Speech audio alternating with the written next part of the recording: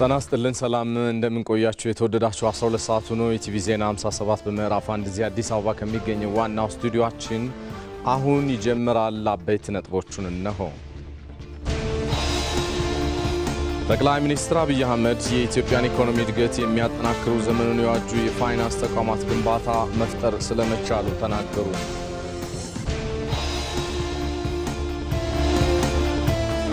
የአረንጓዴ አሻራ መርሃ ግብር ኢትዮጵያ ለዓለም የአየር ንብረት ለውጥ ችግር ምላሽ ለመስጠት ከፊት የተሰለፈችበት መሆኑን ያመላክታል። የነርቭ ዘንግ ክፍተት በሽታን መከላከል የሚያስችል የምርምር ውጤት በኢትዮጵያ ሕብረተሰብ ጤና ኢንስቲትዩት እና በኒውትሪሽን ኢንተርናሽናል አማካኝነት ይፋ ሆነ።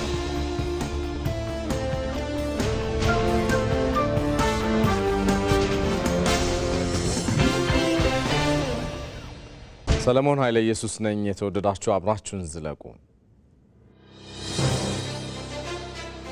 አዳዲስ ተቋማት ማቋቋም ለምን አስፈለገ? ኢትዮጵያ ኳሊቲ ግሮዝ አልነበራትም። የሰው ህይወት፣ የሰው መንደር፣ የሰው ኔበርሁድ በሚቀይር አግባብ አልነበረም። ምን ያክል ነው ወደ መሬት የወረደ ፋይዳ ያመጣው? ኤአይ ለኢትዮጵያ ቅንጦት ነው ይላል። ለአሁን ላለች ኢትዮጵያማ ቅንጦት ነው፣ ጥያቄ የለውም። ለልጆቻችን ግን የመመገቢያ የመኖሪያ ሰርቫይቭ የማድረጊያ አውድ ነው። እኛም እንደናድግ የትኛው አላም ነው መግደል ያለብን? ከተቻለ ላሚቷ መሞት የለባትም። ሚጣሉ ካሉ ባካችሁ አትጣሉ፣ ጥላ አያስፈልግም። ከተጣላችሁም ለቀይ ባህር መሆን አለበት። እንደዚሁ በባዶ አታርጉት።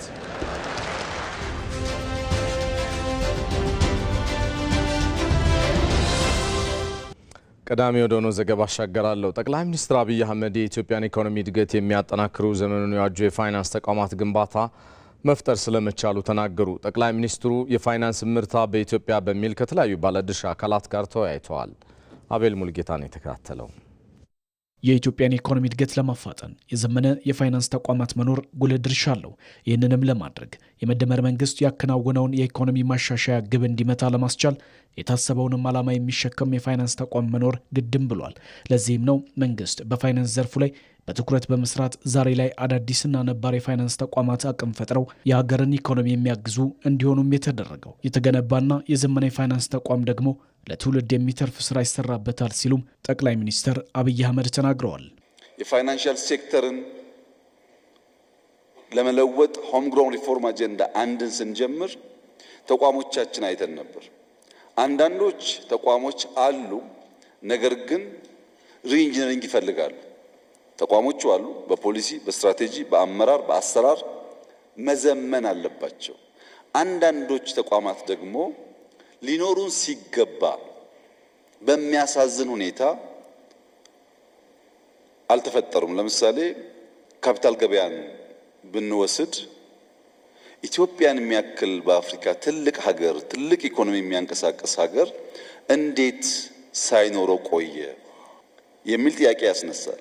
የኢትዮጵያ ኢኮኖሚ እየዘመነ ባለበት መንገድ እንደዚህ ያሉ ተቋማት ካልተገነቡ በስተቀር ሐሳቡ ተሻግሮ ትውልድ ላይ ኢምፓክት ሊያመጣ ስለማይችል የተቋም ግንባታ ያሉትን ማዘመን፣ የሚጎሉትን መሙላት፣ ዘመን በሚዋጁበት አግባብ መስራት እና ማዘጋጀት ህልም ካለው ማንኛውም ኩባንያ ሀገር የሚጠበቅ ተግባር ስለሆነ እኛም በዚያው መንገድ ነው ተቋማት ግንባታ ላይ አተኩረን ይሰራ ነው።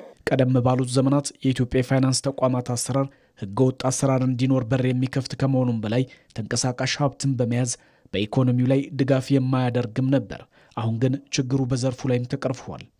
የኢትዮጵያ የፋይናንሻል ስርዓት አንድ ሰው ተንቀሳቃሽ ሀብት ቢኖረው ያንን እንደ ኮላተራል ወስዶ አያበድረውም።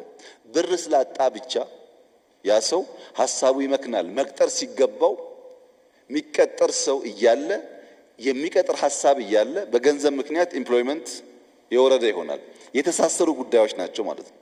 ዶላር የፕራይቬት ባንኮች ከሰበሰቡ በኋላ ለናሽናል ባንክ ያን ዶላር መስጠት ግዴታ ስላለባቸው አንጠቀምበትም በሚል እንዝላል መሆን ብቻ ሳይሆን ኢሌጋል የሆነ ስርዓት እንዲከተሉ ያደርጋቸዋል።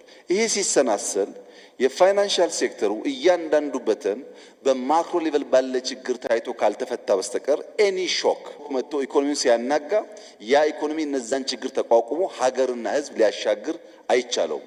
በዚያ ምክንያት ነው የፋይናንሻል ሴክተርን ማረቅ ማስተካከል የማክሮ ስብራትን ከመፍታት አንጻር ከፍተኛ ድርሻ ስላለው የተለየ ግምት ሰጥተን የሰራ ነው። ዛሬ ላይ በዘርፉ በተሰራ ስራ የገቢ ግብር አሰባሰብ ላይ ከፍተኛ ለውጥ ማሳይቷል። በገቢዎች ሚኒስቴር ባለፉት 6 ወራት አፈጻጸም ብቻ 709 ቢሊዮን ብር ገቢ ተሰብስቧል። ይህም እንደ ሀገር ጠንካራ ዘመናዊ ፋይናንስ ተቋማት ግንባታ ውጤት ማሳያ እንደሆነም ጠቅላይ ሚኒስትር አብይ አህመድ አንስተዋል። ገቢዎችን ብንወስድ ኦቶሜት ማድረግ በመቻላቸው የታክስ ቤዝ ማስፋት በመቻላቸው ባለፉት 6 ወራት 709 ቢሊዮን ብር አስገባን ሲሉ ከለውጡ በፊት የነበረውን 6 ወር አይደለም 6 ዓመት ብንደምር የ6 ዓመት የኢትዮጵያ ገቢ 595 ቢሊዮን ነበር። ከ6 ዓመቱ ገቢ የ6 ወሩ ገቢ በ115 ቢሊዮን ብር ይበልጣል ብቻ ሳይሆን በ115 ቢሊዮን ብር ይበልጣል። በዚህ ዓመት ግባችን በክልሎች ፕላስ ኦር ማይነስ 1 ትሪሊየን በፌደራል ፕላስ ኦር ማይነስ 1.5 ትሪሊየን በድምሩ 2.5 ትሪሊየን ብር ማስገባት ብንችል ወጪያችን ለመሸፈን ከሚያግዘው ድጋፍ በተጨማሪ በኢትዮጵያ ታክስ ቱ ጂዲፒ ሬሽዮ ያለውን ውስንነት ያሻሽለዋል። ይሄ የመጣው በተቋም ሪፎርም ነው። በፋይናንስ ተቋማት ዘመናዊነትን መላበስና አማራጭ መኖር የፋይናንስ አቅርቦትና የብድር ፍላጎትን ለማመጣጠንም ትልቅ አቅምንም ይፈጥራል። ይህ በዚህ እንዳለ የካፒታል ገበያ ስርዓት ትልቅ ሀሳብ ኑሯቸው በገንዘብ እጥረት ለሚቸገሩ መፍትሄ የሚያበጅ ስለመሆኑ ነው ጠቅላይ ሚኒስትር አብይ አህመድ የተናገሩት። የኢትዮጵያ ካፒታል ገበያ ባለስልጣን ጥሩ መሰረት ላይ እንደሚገኝም ጠቅላይ ሚኒስትሩ አብራርተዋል። ካፒታል ገበያ ምንድነው የሚያደርገው? አንድ ኢንትረስቲንግ ባህሪው ክራውድ ፈንዲንግ ነው። ክራውድ ፈንዲንግ ማለት አንድ ሀሳብ ይዤ ገንዘብ ለመግዛት ስወጣ 10 ብር ያለው 20 ብር ያለው 50 ብር ያለው እዛ አውድ ላይ ገንዘብ ስለሚያስቀምጥ አጎቴና አክስቴን ሳላስቸግር ባጠረ ጊዜ ለኔ ሐሳብ መነሻ ኢንቨስትመንት የሚሆነው 100 ብር አገኛለሁ ማለት ነው። እነዚያ አበዳሪዎች ለማን እንደሚሰጡ ባለማወቅ ስጋት ውስጥ እንዳይገቡ ተበዳሪውን ገንዘብ ከየት አገኛለሁ ብሎ እንዳይሰጋ በእነዚህ መካከል መተማመን የሚፈጥር ተቋም ማለት ነው። በእኛ ሁኔታ ካፒታል ማርኬት በጣም የዘገየ ጉዳይ ነው። ሊኩዊዲቲን የሚያሳድግ ነው። በተለይ ሐሳብ ያላቸው ሰዎች፣ መፍጠር የሚሹ ሰዎች፣ መስራት የሚሹ ሰዎች በገንዘብ እጥረት ምክንያት ሐሳባቸው እንዳይመክን ፈጠራቸው እንዳይመክን የሚያደርግ ነው። ሲፈጥሩ ደግሞ ሰው ይቀጥራሉ። ያመልሶ የማክሮ ስብራት ይጠግናል። አሁን ከተፈጠረ ጥቂት ዓመታት ነው። በጣም ጥሩ መሰረት ላይ ነው ያለው። በዚህ ውይይት ላይ እንግዲህ የካፒታል ገበያ ስርዓት ትልቅ ሀሳብ ኑሯቸው በገንዘብ እጥረት ለሚቸገሩ መፍትሄ የሚያበጅ ስለመሆኑ ጠቅላይ ሚኒስትር አብይ አህመድ ገልጸዋል። እስኪ በተንቀሳቃሽ ምስል ጥቂቱን እናጋራችሁ።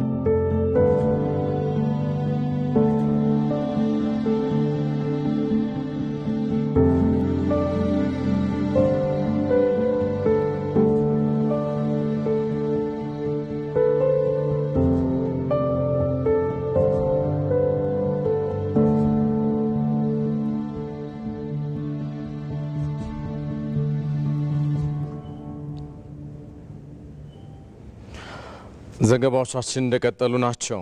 ባለፉት 7 ዓመታት በተሰሩ ተከታታይነት ያላቸው ስራዎች የኢትዮጵያን ኢኮኖሚ መለወጥ መቻሉን የገንዘብ ሚኒስትሩ አህመድ ሺዴ ተናገሩ። ሪፎርሞቹ ለካፒታል ገበያ መወለድና የመንግስት የልማት ድርጅቶችን ወደ ትርፋማነት ለማሸጋገር አስቻይ ሁናቴዎችን እንደፈጠሩም ተናግረዋል።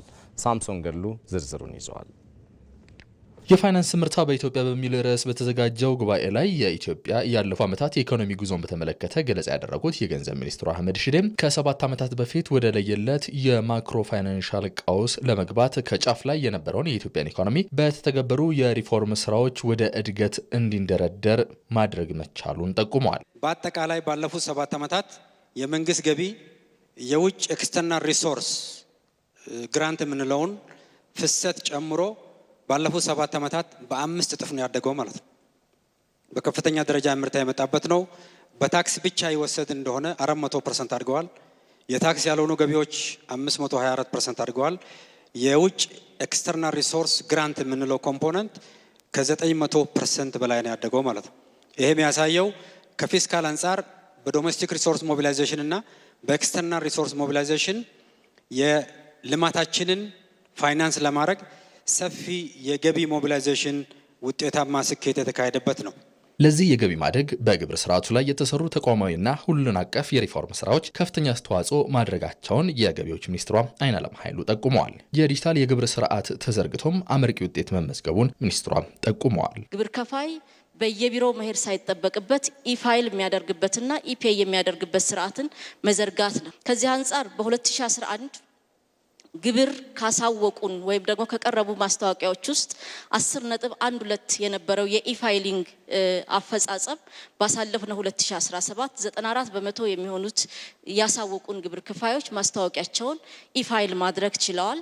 እነዚህ ኢፋይል ካደረጉት ግብር ከፋዮች ውስጥ ደግሞ በ2011 በቁጥር ደረጃም ሊገለጽ በማይችልበት ከ1% በታች የነበረው የኢፔይመንት አፈጻጸም ወደ 64% መድረስ ችሏል ማለት ነው። የኛ እቅድ የክልልም የፌዴራልም አፈጻጸም ኢፋይል ያደረገው በሙሉ ኢፔይ የሚያደርግበትን እና የታክስ አስተዳደር ወጪን መቀነስ የሚያስችል ስርዓት መዘርጋት አለብን ብለን ወደፊት የምንሰራበት ይሆናል ማለት ነው። አሁን የደረስንበት ይሄ ነው። የኢትዮጵያ ኢኮኖሚ ስብራት ሆኖ የቆየውን የዋጋ ግሽበትን ከማረጋጋት አንጻር ሪፎርሙ የተሳካ እንደነበር የገለጹት የብሔራዊ ባንክ ገዢ ዶክተር ኢዮብ ተካልኝ የሪፎርሙን ተቺዎች አፍ ያዘጋ ስኬት መገኘቱንም አስረድተዋል።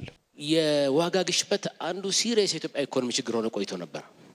ያ ወደ 30% አካባቢ ደርሶ የነበረው የዋጋ ግሽበት በአሁኑ ወቅት ለአመቱ መጨረሻ ያቀደው የነጠላ አሃዝ ውጤት ላይ በ6 ወር ደርሰን 9.7% ላይ ይገኛል። በታህሳስ ወር የዓለም አቀፍ ተቋማት የሪፎርም ሲንጀምር የዋጋ ግሽበቱ 40-50% ነው የሚሆነው ሀገር ነው ያልተባለው ነገር አልነበረም።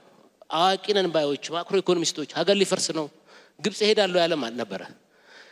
ይሄ ሁሉ ግን የማክሮ ማሻሻያው በአግባቡ ተነቦ ተቋማት አንድ ላይ ሆነው ስለሰሩ ዛሬ እጅግ የሚያስደምም ውጤት ማግኘት ይችላል። የተመዘገቡ ስኬቶች ኢትዮጵያ ወደ ብልጽግና የምታደርገው ጉዞም በስኬት ስለመታጀቡ ማሳያ መሆናቸውም በመድረኩ ተጠቁሟል።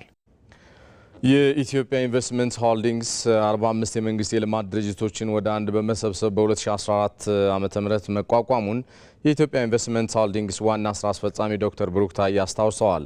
ተቋሙ ከመመስረቱ አስቀድሞ ታዲያ የመንግስት የልማት ድርጅቶች የፋይናንስ፣ የኦዲት፣ የካፒታል፣ የብድር ጫናና የኮርፖሬት አስተዳደር ችግር ውስጥ እንደነበሩም ተናግረዋል። ኃላፊው አሁን ላይ በኢትዮጵያ ኢንቨስትመንት ሆልዲንግስ ስር የሚገኙ የልማት ድርጅቶች ታዲያ ዘመናዊ የባለቤትነት የአስተዳደር ስርዓትና ዓለም አቀፍ የኮርፖሬት አስተዳደር ስርዓት የተዘረጋላቸውና ዘመናዊ የኦዲት ስርዓት የሚከተሉ ስለመሆናቸውም ጠቅሰዋል። ኃላፊው በዚህም የኢትዮጵያ ሀብት የማወቅ ተበታትኖ የቆየውን ሀብት በተደራጀ መንገድ የማስተዳደር ስራ ተግባራዊ እየተደረገ እንደሚገኝም አንስተዋል።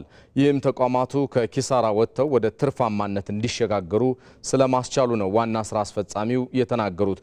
ባለፉት 4 ዓመታት ታዲያ የተቋሙ አጠቃላይ ገቢ ደግሞ ከነበረበት ከ704 ቢሊዮን ብር ወደ 6.1 ትሪሊዮን ስለማደጉ ጠቁመዋል።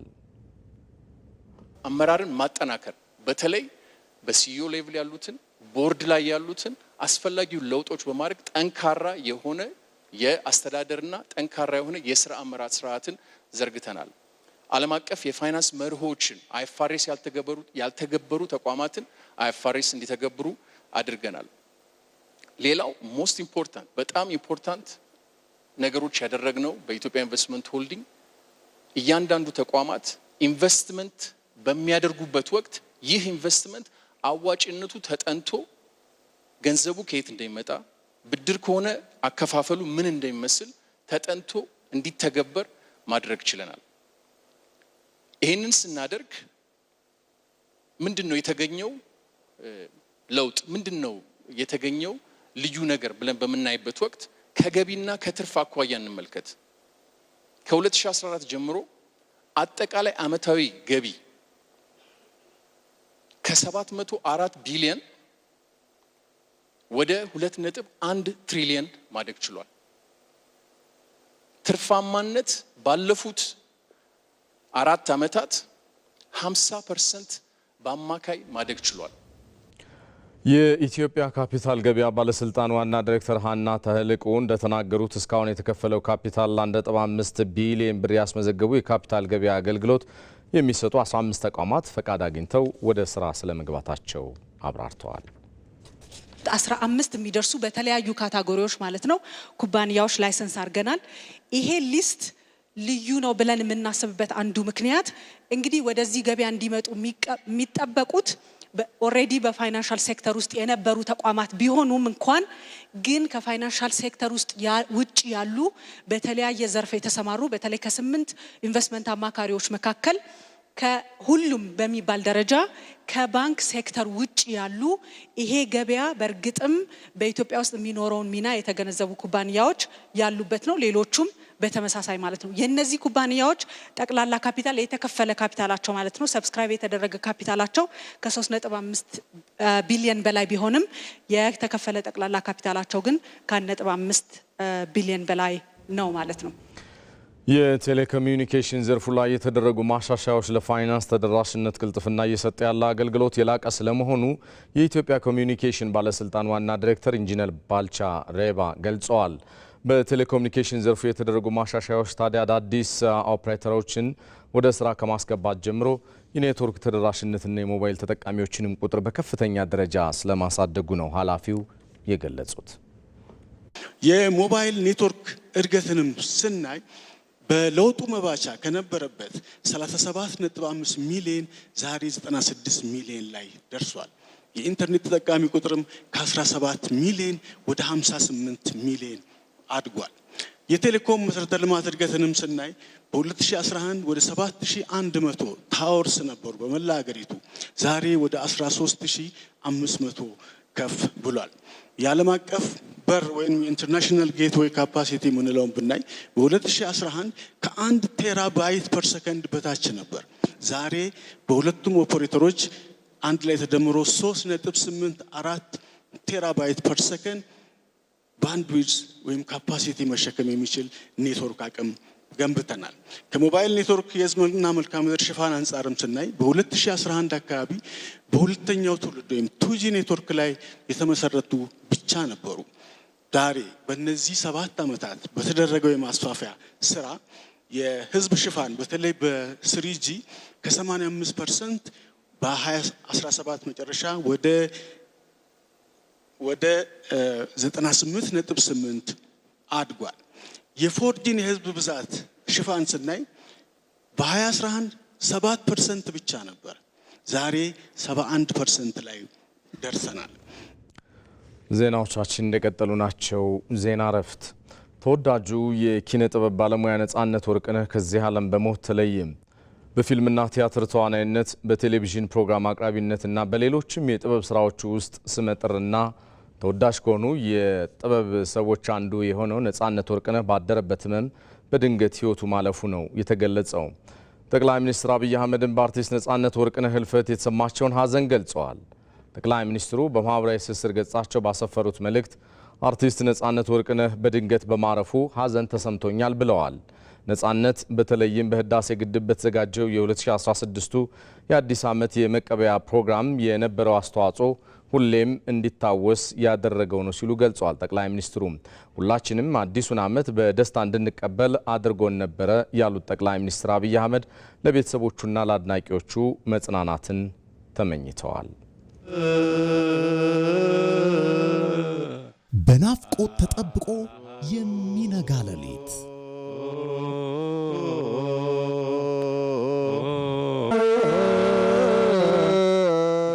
ጥምቀትና ናፍቆቱ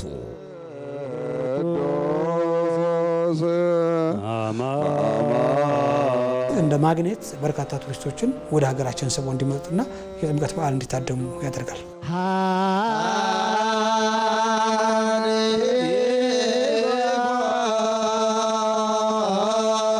በሃይማኖታዊ ስርዓቶች የሚደምቅ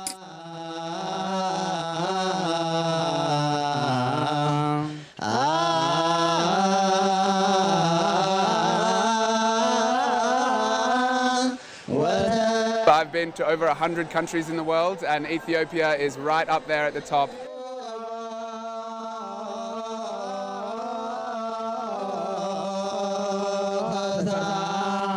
ከተለያዩ አካባቢዎች የሚንጸባረቅ የበዓል ድባብ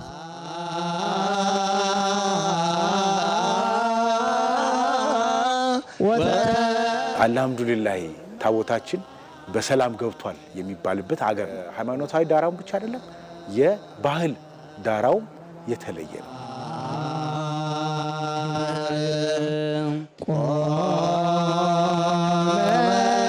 አምሮ ደምቆ ታቦታትን አጅቦ መሸኘቱ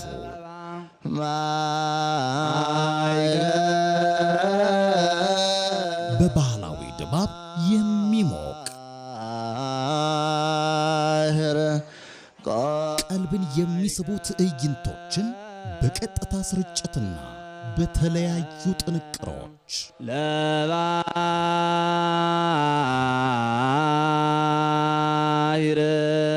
ከከተራ እስከ ጥምቀት በዓል ሃይማኖታዊ ክዋኔውንና ባህላዊ ድባቡን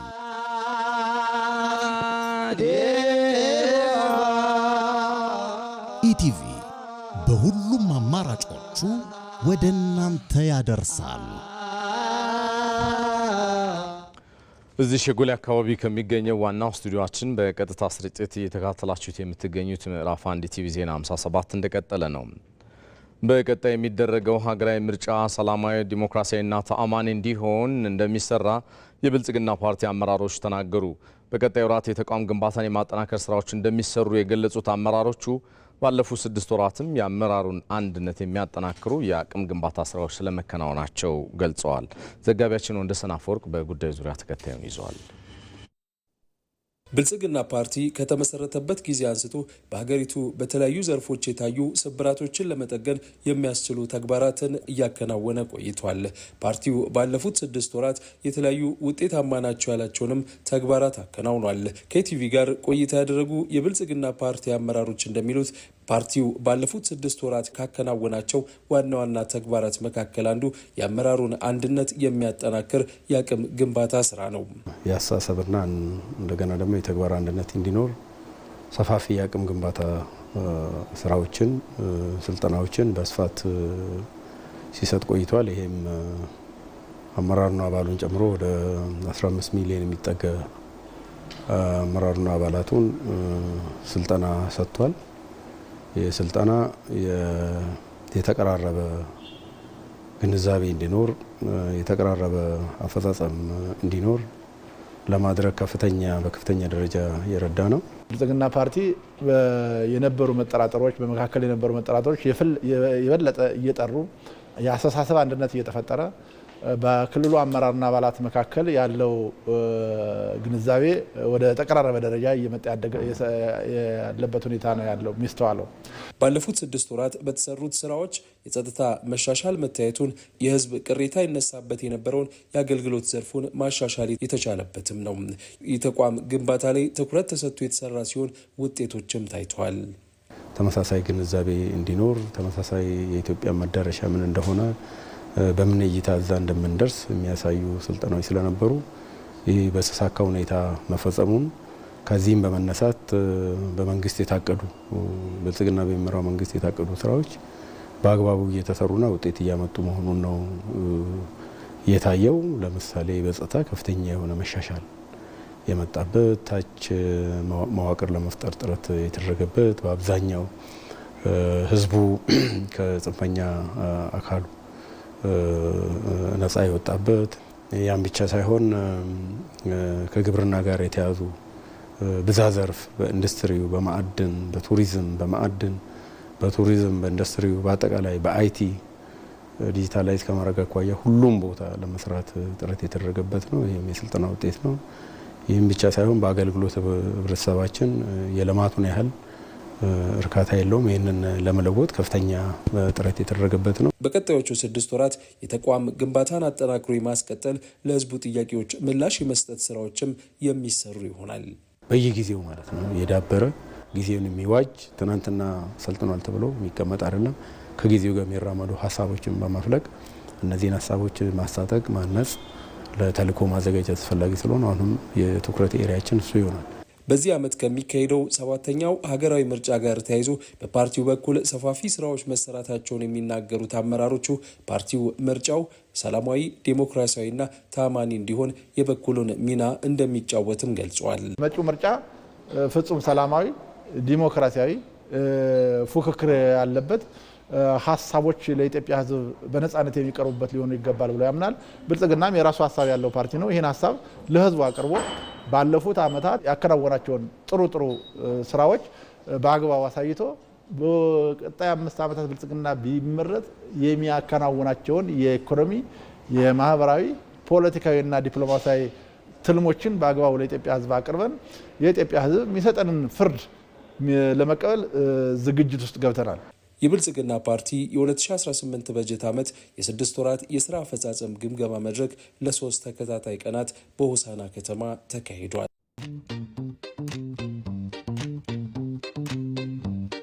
ከዚህ ቀደም በቆሻሻነት የሚታወቁ የወንዝ ዳር ስፍራዎች አሁን ላይ አረንጓዴ ፓርኮች፣ የእግረኛ መንገድና የመዝናኛ ስፍራዎች ሆነዋል።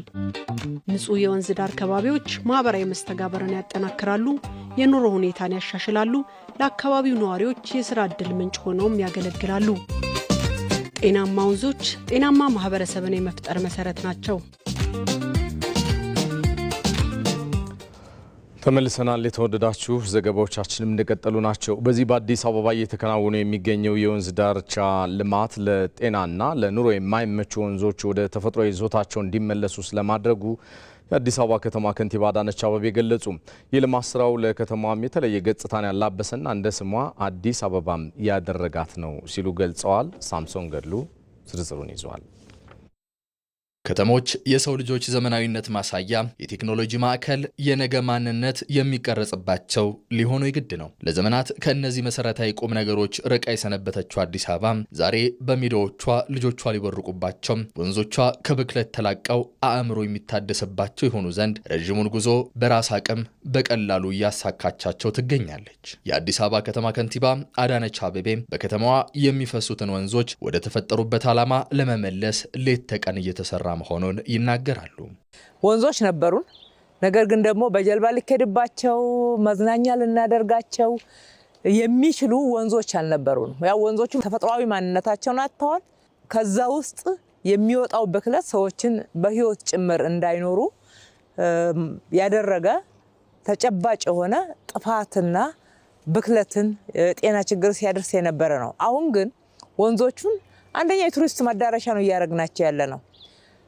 የጤናማ አካባቢ ነው እየፈጠርን ያለ ነው። ምህዳሩን ነው እየጠበቅንበት ያለ ነው። የከተማዋ የወንዝ ዳርቻ ልማት 48 ኪሎ ሜትርን ይሸፍናል። ልማቶቹ በወንዞቹ ሳቢያ ይፈጠሩ የነበሩ እንከኖችን ማስቀረት መቻላቸውን ኑሯቸውን በእንጦጦ አካባቢ ያደረጉት አቶ ተስፋዬ ለገሰ ያስረዳሉ። ጎርፍ በመጣ ቁጥር ወንዞቹ እየተሸረሸሩ ሄዱ ነበር። አሁን ያ ወንዙ እንዳይሸረሸር ራሱ ተደርጎ በመሰራቱ በጣም አሪፍ ነው። ቆንጆ ነው። ደግሞ ውበቱም ራሱ የተለየ ነገር፣ ሰዎች መጥተው ይዝናኑበታል፣ ያስደስታል። ብዙ መልካም ነው ላለኝ ቆንጆ ነው። ከጠቅላላው የወንዝ ዳርቻ ልማት ውስጥ ከእንጦጦ እስከ ፒኮክ መናፈሻ ድረስ ያለው ስፍራ ብቻ በራስ አቅም ከመገንባት ባለፈም ወደ 1.3 ትሪሊዮን ብር ኢንቨስትመንት መሳብ መቻሉን ጠቅላይ ሚኒስትር አብይ አህመድ ከአዲስ አበባ ዩኒቨርሲቲ ምሁራን ጋር በነበራቸው ውይይት ገልጸዋል። ሪቨርሳይድ ከእንጦጦ ጀምሮ እስከ ፒኮክ ያለው 26-27 ኪሎ ሜትር በጣም ኢምፕሬሲቭ ስራ ነው። በጣም የሚያኮራ ስራ ነው ባይዘው። ይሄ ስራ ውስጥ አዲስ አበባ ወደ 1.3 ትሪሊየን ብር ኢንቨስትመንት አትራክት አድርጓል። የሚያስደንቅ ሬስቶራንት፣ ኮፊ ሾፖች ይገነባሉ። አዲስ አበባና ፕራይቬት ሴክተር በጋራ 1.3 ትሪሊየን ብር ኢንቨስትመንት ኢትዮጵያ ማድረግ አታውቅም እንኳን አዲስ አበባ። ካለንበት የችግር አለንቋ ተላቀን ወደ ብልጽግና ለመሸጋገር በተግባር የተገለጠ ቁርጠኝነት እንደሚያስፈልግ የተናገሩት ከንቲባ አዳነች አቤቤ በከተማዋ የሚተገበሩ የልማት ስራዎች እርስ በርስ የተሳሰሩና ሀብት መፍጠር የሚችሉ እንደሆነም ይጠቁማሉ። ልማቶቻችን የተያያዙ አንዱ ለሌላው ግብዓት እየሆነ ሀብት መፍጠር እንዲቻል፣ ደህንነትን ማውራት ብቻ ችግርን ሊፈታ አይችልም። ብልጽግና ሊመጣ የሚችለው በእጆቻችን ሰርተን ደክመን ሀብቶቻችንን አይኖቻችንን ገልጠን አይተን ማንንም ሳንጎዳ ማንም እንዳይጎዳ መብት እንኳን የሌለው በጥገኝነትና በደባልነት በቆጥ ውስጥ ይኖር የነበረ ማህበረሰብ መኖሪያ ቤት ያገኘበት ነው። በዚህ እንኮራለን። ፈጣሪ አምላክ የተመሰገነ ይሁን። የልማት ስራዎቹ ማህበረሰቡን ማዕከል ያደረጉ ለመጪው ትውልድ መሻገር የሚችሉ እንዲሆኑ በቁርጠኝነት እየተሰራ እንደሚገኝም ከንቲባዋም አረጋግጠዋል። እንቀጥላለን። የተወደዳችሁ አሁን ደግሞ ዛሬን ጨምሮ በቀጣይ 3 ቀናት የሚኖረውን የአየር ትንበያ ሁናቴ ነግረን ባልደረባችን ኃይሉ ነገሰ እዚህ ስቱዲዮአችን ነው የሚገኘው። ኃይልዬ እንደምን አመሸ? እንዴት አመሸ ሰለሞን? አምላክ ይመስገን። መቀጠል ትችላለህ። አመሰግናለሁ ሰለሞን። በዛሬው ዕለት በደቡብ ምዕራብና በምዕራብ የሀገራችን አካባቢዎች ላይ የዳመና ሽፋን ነበራቸው። በቀጣዮቹ ቀናት በሰሜንና በመካከለኛው የሀገራችን አካባቢዎች ላይ የበጋው ደረቅ ፀሐያማና ነፋሻማ የአየር ሁኔታ ይኖራቸዋል። ከዚሁም ጋር ተያይዞ በጥቂት ቦታዎቻቸው ላይ የቀኑ ዝቅተኛ የሙቀት መጠን ከ5 ዲግሪ ሴልሺየስ በታች እንደሚሆን የትንበያ መረጃዎቻችን ይጠቁማሉ። በሌላ በኩል በደቡብ ምዕራብ በምዕራብና በምስራቅ የሀገራችን አካባቢዎች ላይ የዳመና ሽፋን ይኖራቸዋል። ከዚሁም ጋር ተያይዞ ጅማ፣ አርሲና ምዕራብ አርሲ፣ ጉጂና ምዕራብ ጉጂ ዞኖች፣ ሲዳማ፣ ማዕከላዊ ኢትዮጵያ፣ ደቡብ ኢትዮጵያና ደቡብ ምዕራብ ኢትዮጵያ በጥቂት ቦታዎቻቸው ላይ ቀላል መጠን ያለው ዝናብ ያገኛሉ። በነገው ዕለት የሀገራችን ዋና ዋና ከተሞችና የቱሪስት መዳረሻ የሆኑ ስፍራዎች የሚኖራቸው የአየር ሁኔታ ቢሾፍቱ፣ ጎዴ ፀሐያማ፣ ጎንደር፣ ባሌ ሮቤ ዳመናማ፣ ጅማ ዳመናማ፣ ገዋኔ፣ ያቤሎ ፀሐያማ፣ በተመሳሳይ አዳማ፣ አምቦና ፊቼ ፀሐያማ የአየር ሁኔታ ይኖራቸዋል። በጋምቤላ ዳመናማ የአየር ሁኔታ ይኖራል። በአዲስ አበባ በቀጣዮቹ 2 ቀናት ፀሐያማ የአየር ሁኔታ የሚኖር ሲሆን ጥር 11 ዳመናማ የአየር ሁኔታ ይኖራል። ተመልካቾቻችን ለበለጠ መረጃ የኢንስቲትዩቱን ድረገጽ www.itomet.gov.ኢቲን ይመልከቱ። በርካታ መረጃዎችን ያገኛሉ። ሰለሞን አመሰግናለሁ ኃይሉ። መልካም ምሽት ይሁንልን ለሁላችን። ቀሪ ዘገባዎቻችን ወደ እናንተ እናድርስ። በዚህ በአዲስ አበባ አብነት አካባቢ የሚገኙ ወጣቶች የጥምቀት በዓልን በበጎ አድራጎት ተግባራት ያከብራሉ። ወጣቶቹ በራሳቸው ተነሳሽነት ተደራጅተው አካባቢያቸውን ከማስዋብ ባለፈ በርካታ አቅመ ደካሞችን ማልበስና ማዕድንም ያጋራሉ። ይህ ተግባር ታዲያ በዓልን ከሃይማኖታዊ ስነ ስርዓት ብቻ ሳይሆን በተግባራዊ ፍቅር ማክበር እንደሚቻልም ትልቅ ማሳያ ተደርጎ ተወስዶላቸዋል። ዘጋቢያችን ወይንሸት ደጀኔ ከወጣቶቹ ጋር ቆይታ አድርጋለች። እስኪ ተከታተሉትና እንገናኝ።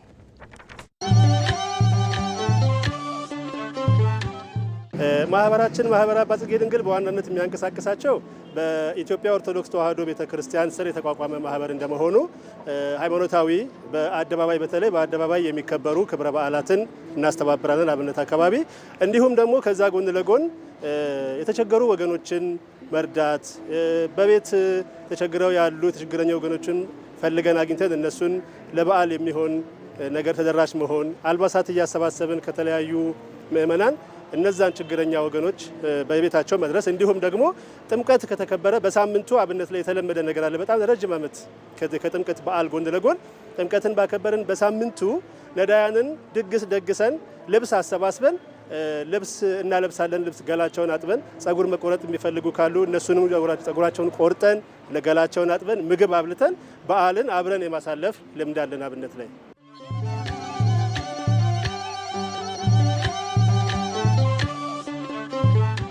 ዝግጅት ያው እንግዲህ በፊት የአደባባይ እንደዚህ ሳይጸዳ በፊት ቢያንስ 2 ወር 3 ወር ከመቅረቱ በፊት ነበር እንደምንለው። አሁን ግን እግዚአብሔር ይመስገን ይሄንም አደባባይ እንዲነጽ ጸርቶ ነው የምታዩት። 1 ወር ሲቀር ወይም 20 ቀን ምናምን ነገር ሲቀር ነው ስራ ምን ጀምሮ። ለዚህ ደግሞ በጣም ስራውን አቀልሎልናል። በፊት በጣም አደባባይ ቆሻሻም ስለነበር በጣም እንቸገር ነበር። ለወረዳውም ለአካባቢ ፖሊስም በጣም ክብርና እንትን እናቀርባለን፣ ምስጋና እናቀርባለን። እንግዲህ እኛ በጣም ደስ የሚለን ዋና የኛ እንትን ነዳያኖቹን እዚህ ጋር አብልተን አጥተን አጥበናቸውን ስትል በቃ ከዚህ የበለጠ ደስታ ምንም ነገር የለም። እንደገና የሰውን ደስታ ስናየው ደግሞ የበለጠ የሚሰማን ያን እንጂ እዚህ ጋር ሁሉም ስራውን ትቶ ምን ግን በጣም የምታገኘው የመንፈስ እርካታና በረከት ከፈጣሪ የምታገኘው ያ ነው።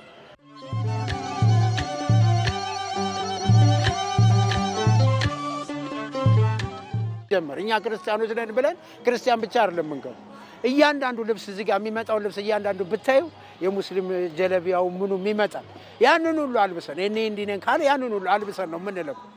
አንድ ነን እኛ ኢትዮጵያኖች አንለያይም ሲጀመር።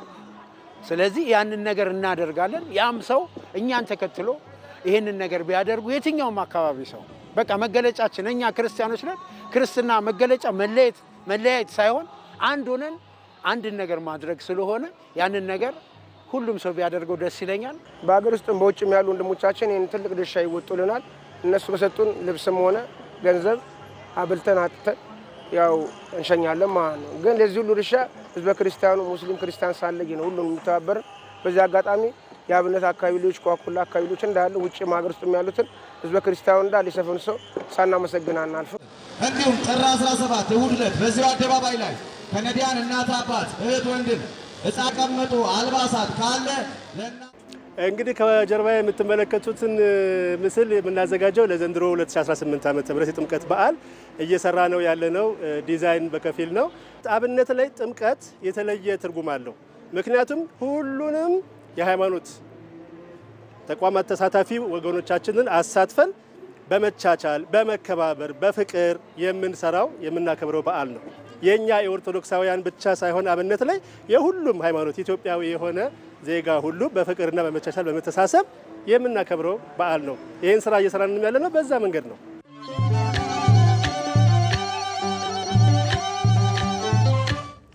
የነርቭ ዘንግ ክፍተት በሽታን መከላከል የሚያስችል የምርምር ውጤት በኢትዮጵያ ሕብረተሰብ ጤና ኢንስቲትዩት እና በኒውትሪሽን ኢንተርናሽናል አማካኝነት ይፋ ሆነ። የጤና ሚኒስቴር ከኢንዱስትሪ ሚኒስቴር ጋር በጋራ በመተባበር ጨው በአዮዲን እና በፎሊክ አሲድ የማበልጸግ ብሔራዊ የማስጀመሪያ መርሃ ግብር አካሂደዋል። ፍሬው ትረታ በወሊድ የእድሜ ክልል የሚገኙ ሴቶች በአዮዲንና በፎሊክ አሲድ የበለጸገ ጨውን እንዲጠቀሙ በማድረግ የነርቭ ዘንግ ክፍተት በሽታን መከላከል እንደሚቻል በኢትዮጵያ ሕብረተሰብ ጤና ኢንስቲትዩትና በኒውትሪሽን ኢንተርናሽናል አማካኝነት የተካሄደው ጥናት አመላክቷል። ጥናቱ በአፍሪካ የመጀመሪያ ነው የተባለ ሲሆን 6 ዓመታትን እንደፈጀ የኢትዮጵያ ሕብረተሰብ ጤና ኢንስቲትዩት ዋና ዳይሬክተር ዶክተር መሳይ ኃይሉ ገልጸዋል። ይህ ጥናት በአፍሪካ ለመጀመሪያ ጊዜ ሲሆን የጥናቱ ውጤት እንደሚያመለክተው በአዮዲን ብቻ ከበለጸገ ጨው ጋር ሲነጻጸር በአዮዲን እና በፎሊክ አሲድ የበለጸገ ጨው መውሰድ በወሊድ የእድሜ ክልል የሚገኙ እናቶች ላይ በደማቸው ውስጥ የሚገኝ የፎሊክ መጠን ከፍተኛ መሻሻል ያሳየ ሲሆን የነርቭ ዘንግ ክፍተት ተጋላጭነትንም ይቀንሳል። በአፍሪካ በዚህ በሽታ ቀዳሚ ናት የተባለችው ኢትዮጵያ በርካታ ኢትዮጵያውያን ሴቶች ተጠቂ ናቸው ተብሏል። መንስኤውም የተመጣጠነ የምግብ እጥረት በተለይም የፎሊክ አሲድ ንጥረ ነገር እጥረት መሆኑን የጤና ሚኒስትሯ ዶክተር መቅደስ ዳባ ተናግረዋል። በጥናታችን ከ10 ሺህ ከሚወለዱ ህጻናት ውስጥ በሀገራችን እስከ 130 የሚሆኑ ህጻናት በዚህ የነርቭ ዘንግ ክፍተት ችግር እያጋጠማቸው እንደሆነ ይታያል። ይህ ግን ዓለም አቀፍ ስታንዳርድ በተለይ የዓለም ጤና ድርጅት ካስቀመጠው አንጻር ስንመለከተው ይህ ቁጥር እንግዲህ ከ10 ሺህ ውስጥ 5 ላይ ብቻ ነው እንዲገኝ የምንጠብቀው። ስለዚህ በጣም ጫናው ከፍተኛ ነው ማለት ነው እንዳገር። በሽታውን ለመከላከል ከ28 የእርግዝና ቀናት በፊት ለነፍሰ ጡሮች በእንክብል መልክ ሲሰጥ የነበረ ቢሆንም የህብረተሰቡ ወደ ጤና ተቋማት የመምጣት ልምድ አንጻር በሚፈለገው መጠን ውጤት ማምጣት ባለመቻሉ ጨውን የማበልጸግ ሳይንሳዊ ግኝት የተሻለ ሆኖ መገኘቱን ዶክተር መቅደስ ተናግረዋል። የዘንግ ክፍተት በሚከሰትበት ቀናትና ወራትን ስንመለከት በመጀመሪያዎቹ ሳምንታት ውስጥ ነው። በእነዚህ ሳምንታት ውስጥ መከላከል እንድንችል በተለይ ለእርግዝና ወራት ወይም ደግሞ ለእርግዝና ጊዜዎች የምንሰጣቸውን እንክብሎች ቀድመን ለተጠቃሚዎች ማድረስ ዋነኛ ቦታው እንደሆነ ይታወቃል። ነገር ግን ስንቶች ወደ ተቋም ይመጣሉ ካልን ወደ መጨረሻዎቹ ሰዓት ስለሆነ ሌት በቃ ያለፈ ሰዓት ላይ ይሆናል ማለት ነው የምንሰራው። መፍትሄው ጨውን በሁለት ንጥረ ነገሮች ማለትም በአዮዲንና በፎሊክ አሲድ ማበልጸግ ሆኖ በእኛ ስታንዳርድ አግኝተናል። በአዮዲን የበለጸገ ጨውን በኢንዱስትሪዎቻችን በመመረቱ 90 በመቶ የእንቅርት በሽታን መቅረፍ መቻሉን የገለጹት የኢንዱስትሪ ሚኒስትሩ መላኩ አለበል በአዮዲንና በፎሊክ አሲድ የበለጸገ ጨውንም በማምረት በህብረተሰቡ ዘንድ ከባድ የሆነውን የነርቭ ዘንግ ክፍተት በሽታን ለመከላከል እንሰራለን ብለዋል። ቀደም ሲል ባሉ ጥናቶች ለአውሮፓውያን አቆጣጠር ከ2011 በፊት በአዮዲን የበለጸገ ጨው የተደራሽነት መጠኑ ከ10% የሚበልጥ አልነበረም። ነገር ግን የፖሊሲ ማዕቀፎች ወጥተው በአምራች ኢንዱስትሪዎች በኩል አዮዲን በልጽጎ ለህብረተሰቡ ተደራሽ እንዲሆን በመደረጉ ምክንያት ሽፋኑ ከ90% በላይ እንዲደርስ ማድረግ ተችሏል። ሚኒስቴር መስሪያ ቤታችን ከዚህ በፊት ይሄ ስራ እዚህ ደረጃ ላይ እንዲደርስ በማድረግ በኩል ከፍተኛ አስተዋጽኦ አበርክቷል። ከዚህ በኋላም ስራው ፕሮግራሙ በተሟላ ሁኔታ እንዲፈጸም ያለንን ጥረትና ቁርጠኝነት አጠናክረን የምንቀጥል መሆኑን በዚሁ አጋጣሚ ላረጋግጥላችሁ እወዳለሁ። ፈረንጆቹ 2030 በአዮዲንና በፎሊክ አሲድ የበለጸገ ጨውን በሁሉም ኢትዮጵያዊ ቤት እንዲገኝ ለማስቻል እንደሚሰራም ተመላክቷል። በዚሁ መድረክ ላይ የተገኙት የቀድሞ የፌዴራል ምክትል ጠቅላይ ሚኒስትርና የአሁኑ የአዳም ፋውንዴሽን መስራችና ሊቀመንበር ደመቀ መኮንን የስርዓተ ምግብን ለማሻሻል በርካታ ስራዎች እየተሰሩ ቢሆንም በራስ መረጃ በራስ አቅም ከሀገር ባሻገር ለአህጉር ብሎም ለዓለም አቅም የሚፈጥር የምርምር ውጤት ነው ሲሉ ገልጸዋል። በሀገር አቅም፣ በሀገር ሀብት፣ በሀገር ባለሙያ እንዲህ አይነት ጥናቶችን ምርምሮችን አካሂዶ ይሄ ለሰው ልጆች ይሄ ለዜጎቻችን ፍቱን ነው፣ በዚህ ተመስርተን ወደ ተግባር እንግባ የሚል የሚያስችል ሳይንሳዊ ግኝትና ውጤት ማምጣት እንደ ሀገር አንዱ ሶቨርኒቲ አንዱ ካፓቢሊቲ ይሄ ነውና ይሄ እጅግ በጣም የሚያኮራ አገራዊ እድገት ነው። የተወደዳችሁ ቲቪ ዜና 57 ለምዕራፍ 1 ያዘጋጃቸው ዘገባዎች እነኚህ ናቸው። አንድ ሰዓት ላይ ከተመራሩት የቢዝነስና የስፖርት ዘገባዎች ተጨማሪ ዝርዝር ዜናዎች ይጠብቋችኋል። እኔ ሰለሞን ኃይለ ኢየሱስ ነኝ። አብራችሁ